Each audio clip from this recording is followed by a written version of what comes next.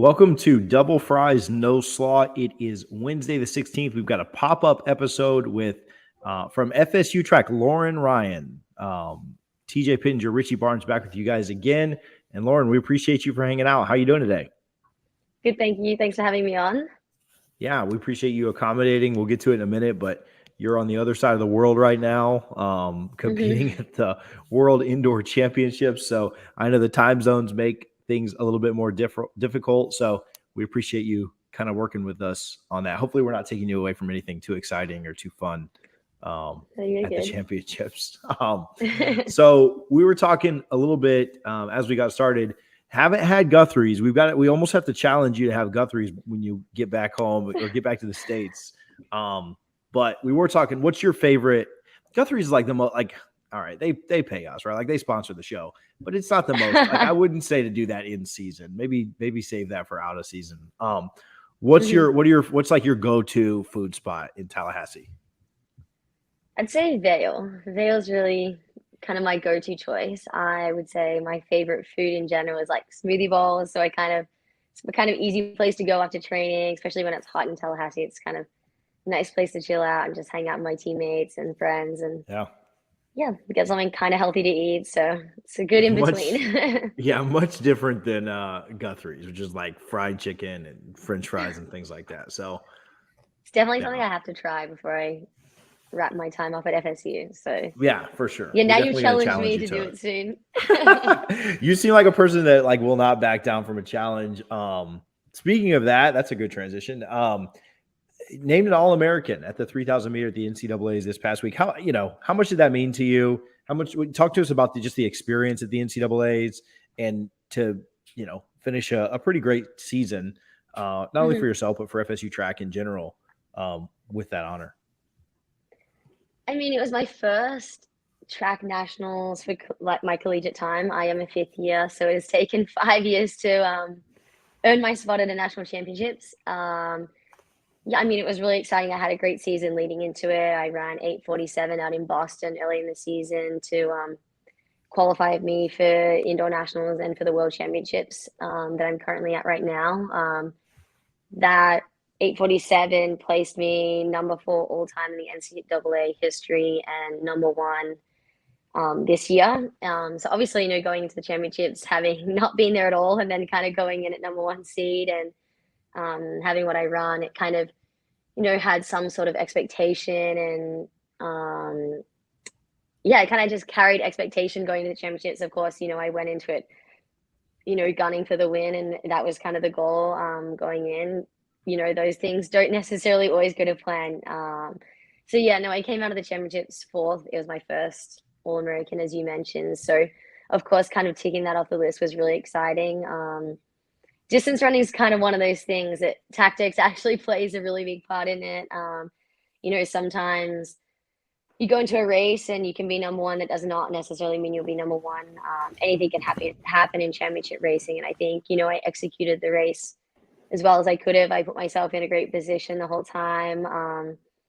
Sadly, when that move was made, and it was a really aggressive move by Taylor Rowe from Oklahoma State, that I was boxed in and I kind of couldn't get out. And it was kind of one of those decisions. Do I wait? Do I go? Eventually got out and, just kind of didn't have the legs in the end.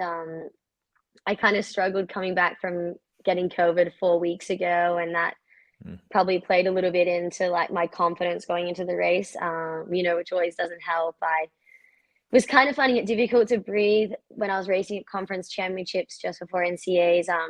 Going into NCAAs, I felt great. I felt like I had recovered well, and things had kind of progressed back to how I was feeling in Boston when I ran 8:47. So I was, excited to be there. It's a great experience. The NCAA is kind of the best it's ever been. It's exciting. So many, NCAA records have been broken. It was the hardest year to make nationals in terms of qualifying standards, where they normally are in the ranking system. So again, it was exciting to be a part of it. I'm excited to see, what I can do going on to outdoor season. And, FSU's had a great indoor season. We had Trey coming out national champion. We had Adrian also plays 4. So it's just exciting to kind of be a part of that team culture and, compete wearing FSU on my chest. Yeah. What, I mean, not only your success at the NCAAs this year, but several things, right? 2021 Mhm. cross country All-American, this year first team All-ACC. You hold several records at FSU. You talked about some of the other accomplishments that you had this year. What I know your career's not over. You're looking forward to the indoor season here, but Yeah. what is there anything that like kind of stands out more than like, are there any achievements, or is it one or a couple, or what stands out the most to you when you look back over your not completed, but career so far? Um, I'd probably say running 8:47 in Boston. It wasn't a championship race, but for me, I had a really successful summer racing season back home in Australia during COVID. And when I returned to the US, May last year, I was chasing the Olympic standard, and I ran 8:54 outdoors in the 3K. I placed fourth at our Olympic trials in the 1500 and fourth in the Olympic trials in the 10K. And doing those things at home were great and all, but actually doing something like that in the NCAA system was kind of really exciting to kind of actually transition those races that I had done back home and those times that I had achieved in the NCAA system. So yeah, 8:54 outdoors was where I was. So I think like running 8:47 indoors for me wasn't so much a shock, just because I had a really successful outdoor season leading into this indoor season. But yeah, I mean, 8:47 was kind of, it was one of those things that I knew I was in really great shape comparing what I had done last year in terms of training to what I was doing then. So yeah, I mean, I went into Boston knowing and feeling confident that I could run sub 8:50. I just didn't know if that would happen. Sometimes you don't really actually transitioning training into a race. That to actually do that was really exciting. And having a great weekend. Adrian also running the school record, and Yeah. running an NCAA lead and all-time mark as well was really exciting. So I think that weekend was kind of a highlight of my collegiate career so far. Yeah, I'd say that was probably my biggest standout race of the season, and so far in my career, other than the racing that I did this summer and being fourth at the Olympic trials over two events. I would say that those kind of three would be my Yeah. highlights. Yeah, I mean, obviously 8:47 was kind of it was a shock to me that how much I went under 8:50. It was an ACC record, it was a school record, it was a world indoor standard. I feel like I kind of ticked all the boxes in that race. Everything Yeah. kind of fell into place, so that was exciting. Yeah, and then obviously having Adrian and Ahmed both run really well that weekend. It was just an exciting weekend to be a part of, FSU for sure. Awesome. No, good stuff. For those that don't know, that's in the 3,000 meter. For those that also don't know, which I didn't, so I did a quick conversion. That's just under 2 miles, so Mhm, 1.86 and change, right? That's not like a mhm. perfect conversion, but just under 2 miles in not a lot of time. Like you're scooting there, you're moving. So, all right, last one, then I'll hand this back off to Richie. Just talk to us Mhm. about running in general. Like, I mean, obviously you're good at it. Like you're good at running, but like how we're not like breaking any news there. But how much do you, I mean, you love it, right? Because you're good at it. And we typically like the things that we're good at, or, for the most part, right? But like, how much do you run to like train? How much do you run just because you love it? How much, like, what's a typical week look like for you? I don't know. Just talk to us about like running in general, and kind of like, I don't know. I asked you a lot there, and that's a very loaded question, but talk to me about that just in general. Running to me is kind of a lifestyle. Like, it sounds crazy because I was actually having this conversation with one of the coaches over the weekend, and Jared, he's on the men's side. He kind of works with operations and that kind of thing. So yeah, we were having this conversation, and we were like, running is just a lifestyle. I mean, especially being a distance runner, it's something that kind of controls and influences your whole life, every single day. It's not like you play a basketball game and you play the game, you're there for an hour and you can switch off, you know what I mean? Or you have, practice, once a day or whatnot.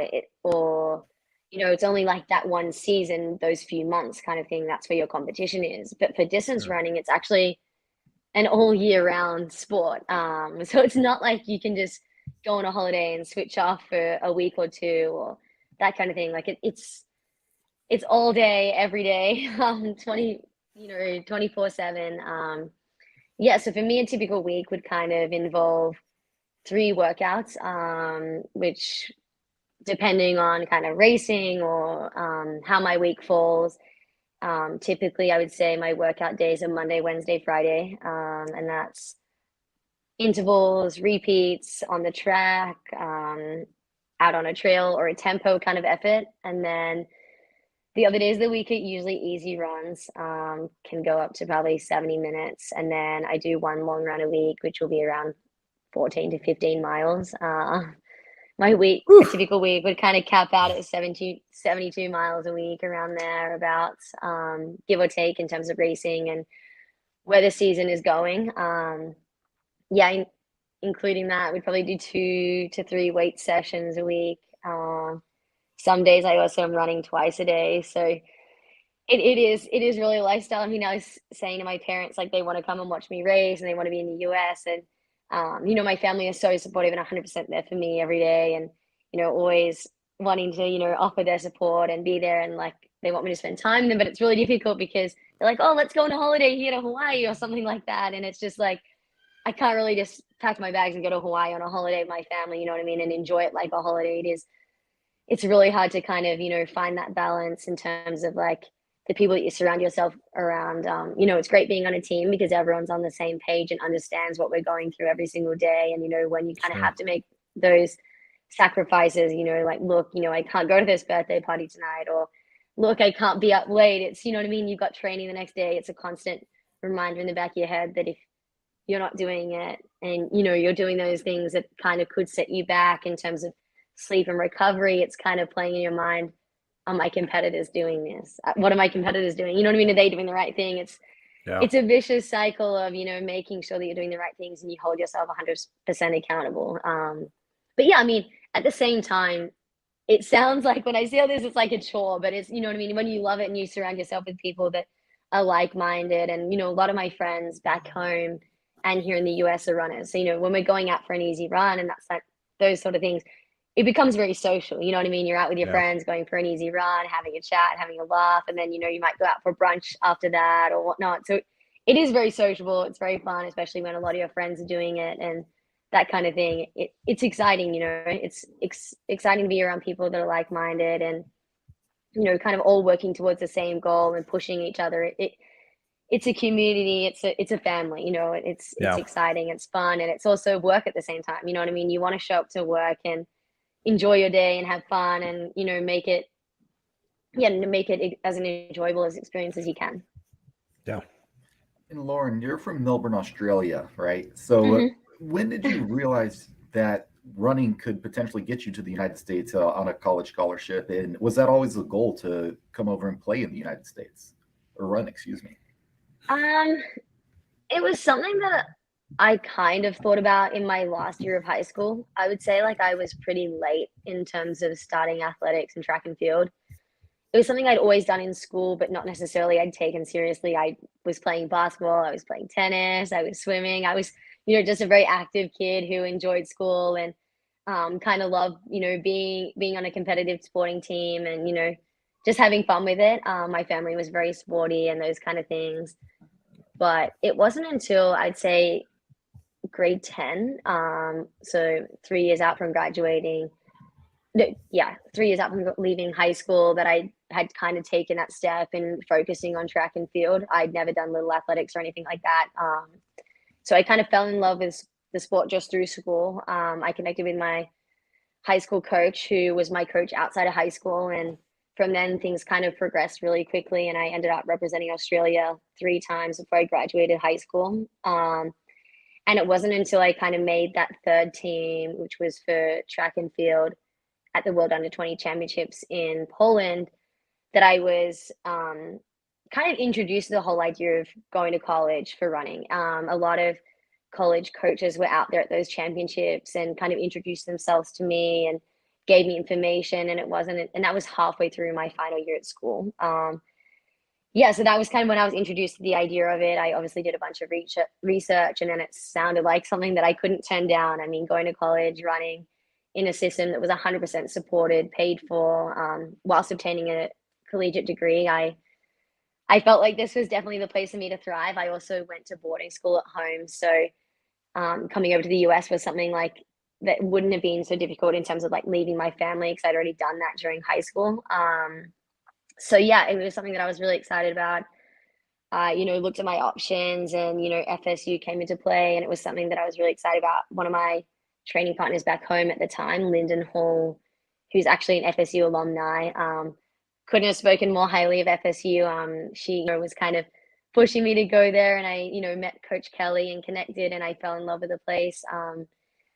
So yeah, I mean, that's, kind of the journey that kind of took me over here. I was interested, and yeah, here I am 5 years later, and I'm still in college, and yeah, loving it. And I couldn't, suggest it more to anyone who is looking to go to college. It's a great experience. I feel like Australia, in terms of track and field, it's a really hard system to bridge between being a junior athlete in terms of like under 20s and to making a senior team. Myself right now, this is my first senior team that I've been on. It's taken 5 years of being at college and almost a year out of high school. So I graduated high school in 2016, and it's now 2022. So college was really good, like bridging gap for that. And it's something that I'm so excited to be a part of. Yeah, I've had a great experience. So yeah, that's kind of, what brought me over here was kind of the initial idea back in 2016. And yeah. Yeah, and you originally went to Villanova. You mentioned Coach Kelly. She recruited you out of high school, but you did end up at Villanova first for a few years. What was the culture shock like moving from Australia to Pennsylvania? And then, we do a lot of transfer portal talk on here with football mainly, but you're a product of the transfer portal. How did that process work for you to eventually find your way home to Florida State? Yeah, I mean, I did 2 years at Villanova. Loved the 2 years that I was there. It just really wasn't the place for me in terms of being able to succeed athletically. I just wanted to make a different decision. So yeah, it was probably halfway through my sophomore year, I realized that, for me to reach the goals that I had set out coming to college, that I, needed to enter the transfer portal and, find a place for me. And at that point in time, I knew that if I were to go anywhere else, it would want to be FSU. I knew some people on the team actually, so that, really helped. Morty Skyring, another fellow Australian, had really succeeded under Kelly's program. Jacob Holmes, I'd also met him. He's a New Zealander. I met him at the World Cross Country Championships in 2016. So I, had some connections to FSU. I didn't even look anywhere else. I knew that if I wanted to go somewhere, it was FSU. So I went in the transfer portal, and as soon as I went in there, I was able to speak to Coach Kelly, and I reached out to her, and she was excited to hear from me. And yeah, she was 100% in. She was like, yep, you can come to FSU. Like, I'll send you the papers. And I was so excited. And within 24 hours of going in the portal, I had signed to transfer to FSU. Best decision I've made. Fortunately, I've been able to achieve the things I have since coming to FSU. So yeah, it's been exciting. The culture shock in terms of coming from Australia, US, I would say, like, it's different, but at the same time, like, Australia being an English speaking language, and same with the US, I feel like that made it just that much easier. Everyone's kind of on the same page. I feel like, the UK, especially Australia and America, are kind of very similar. But yeah, no, it's exciting, and I'm stoked to be at FSU. Was there a little bit of culture shock with Tallahassee though? Because Tallahassee is a very different place than maybe Pennsylvania. Or was it? I mean, yes and no. We like Tallahassee, so we're not like crapping on it. But Tallahassee's different, right? No, I do love Tallahassee. The weather is great. The weather is. I was gonna say that's better than Pennsylvania, right? Yeah, no, the weather is literally the same as Australia. Apart from our summers, probably more like dry heat rather than humid heat. But in terms of that, it's very similar. But culture shock, I would say, I don't know. I feel like it's been so long since I came to America. I feel like it's kind of just like so normalized to me right now. Yeah. Like even when I like just got a massage a little bit before, and some of the Australian guys were there, and they're like, "Oh my gosh, you sound so American," and I'm like, "No, I swear I'm still Australian," because everyone in America is like, "You sound so Australian," and I'm like, I don't know about that. So I feel like I'm so adjusted to being at college now and being in America that this is just like the normal for me. I think probably if you asked me the question 4 years ago, even 5 years ago, I'd be like, oh, it's so different, but it's just so normal to me now. This is home. Yeah. So yeah, I don't really see it, but I guess I guess when I did come over here, I was like, oh, it's so different. It's more like just the accents, especially in the South. The accents are Yeah. way more strong than when I was in Philly. That would probably have been the biggest thing. And I guess the food. The food's like Yeah. similar but different in that sense. I guess What like Tallahassee is just like kind of limited on options yeah. more than anything. But yeah, Yeah. that would be about it. What's the like if we were to go to Melbourne, like what is like the food Mhm. you miss the most at home? Like that you don't get here? Or like are they Um, similar enough to where it's not a big deal? it's similar, but I feel like it's just like a lot more healthy at home. It's very much like farm to table, whereas I feel like Yeah. in the US it's kind of more like farm, factory, factory, factory than maybe the table. That's fantastic. That would be my main thing.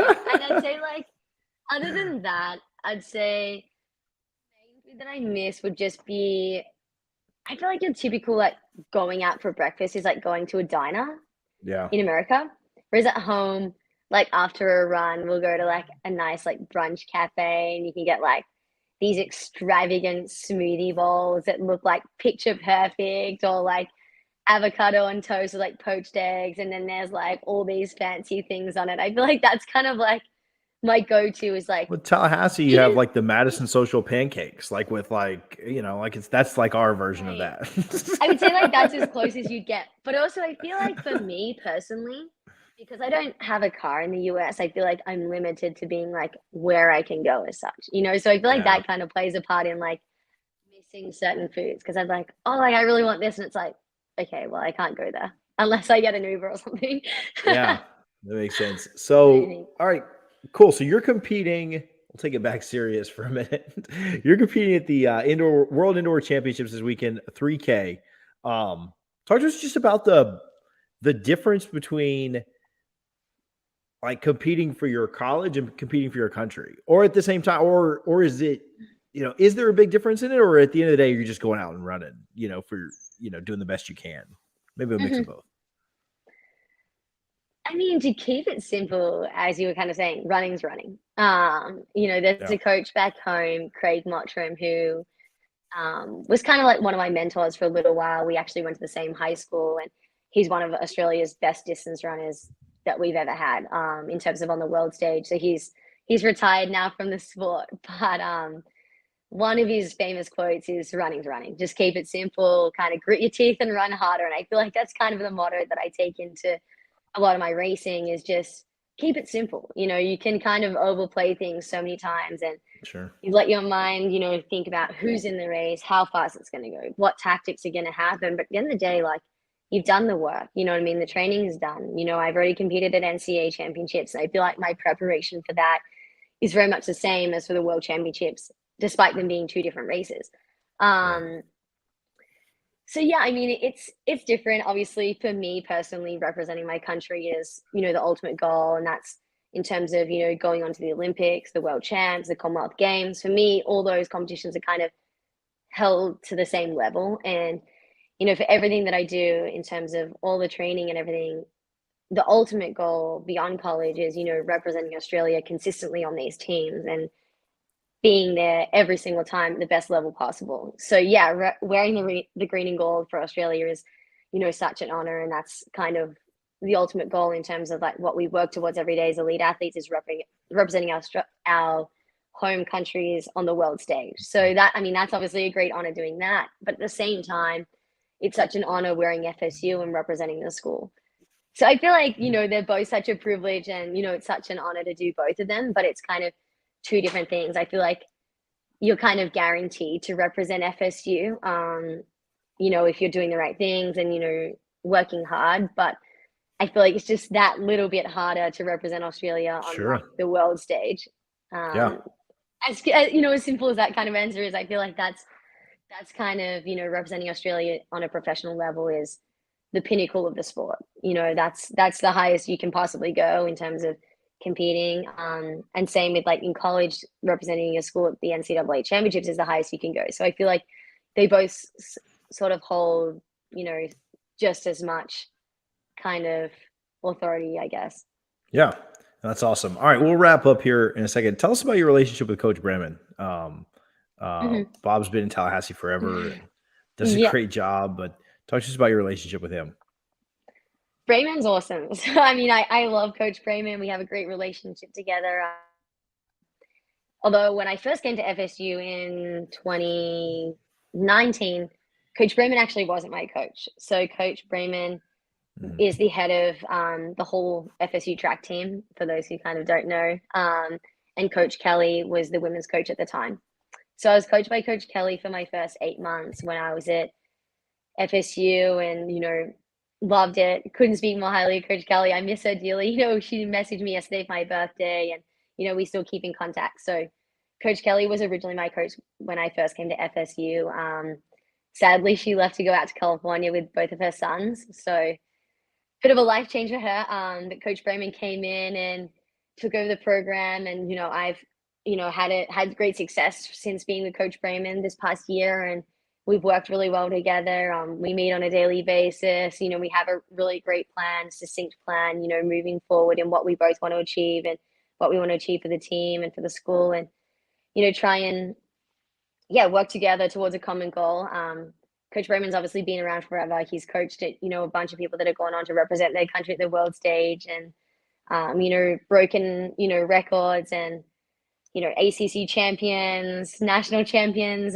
He's done it all. He has the credentials to be a great coach and has done that time and time again. And it's excited to know him to take me under his wing and, kind of seek out and, get some more results for him as well. So, I mean, it's exciting, being here at the World Championships. Actually, when I was out at the warm-up track yesterday doing a bit of a light session, I bumped into another FSU alumni who was out there, racing as well in the 1500 and the men's 1500. So Coach Breman, coach them, Coach Adrian, who's also going to be out here this weekend, coach myself. So it's exciting. He gets results. He, is a great person, mentor. He's always there supporting me on and off the track, and it's, great to work with him. Cool. Have you, I know that, some of the, like when you first got to Florida State, obviously Villanova doesn't even have a football program, correct? But like, how have you but it's like not it's like Division it's like B or something like that.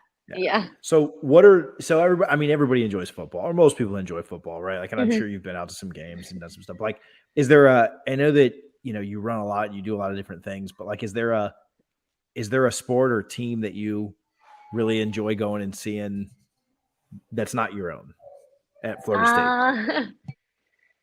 I would say when I came to college, I was always a big basketball fan because I played basketball at school. So it was really exciting when I was at Villanova. They actually won the national championship. So that was really cool to be a part of. One of my highlights of being at college, for sure. And then coming to FSU, FSU also being a great basketball team, that was also really exciting to, go out and watch them play. I've been to a few games this season. I watched them play, I think it was the game against Duke, and it was really, really close. That was fun, one of the most exciting games to watch this year, for sure. So I'm really grateful that I got to go out and watch that game. So I'd say basketball is a big one. I also really enjoyed watching football this season. One of my friends from back home, actually, so I've known him since like 2016, 2017, is the punter on the team. So he's Australian. We knew each other before coming to college. Actually, we've been friends that's from cool. back home. So that's like really small world that we both ended up here. So it's obviously exciting going out and watching him, who I know plays. And then there's also a bunch of Aussies on the tennis team. So obviously the tennis season started now. So I got to watch a bunch of tennis games actually last weekend before I left to NCAAs. And there's Bryn's on the tennis team. He's Australian, and same with Alex. So it's exciting, to kind of be around and hype up the Aussies in America. I'd say they're kind of the three sports. I would say basketball is a big one, and then obviously supporting the Aussies both in football and tennis is kind of my go-to sports to watch, I would say. Yeah, that's awesome. We've had Coach Hyde on several times. Nice. We've talked with some of the different folks on the different teams and stuff. So it's been a ton of fun. I'm a big tennis fan. I'm trying to convert Richie, but we went to a match. I went to a couple of matches this year. I went to one last year, but no, I like the tennis and stuff. It'd be cool. Tennis is fun, and it's great a lot of fun in person. Yeah, it's perfect time of the year. Great weather. You can go out and watch a nice tennis game.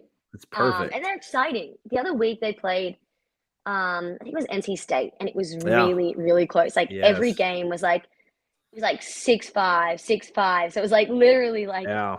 so close. Yeah. But yeah, it's always exciting to watch when you It's have, cool. friends out there playing.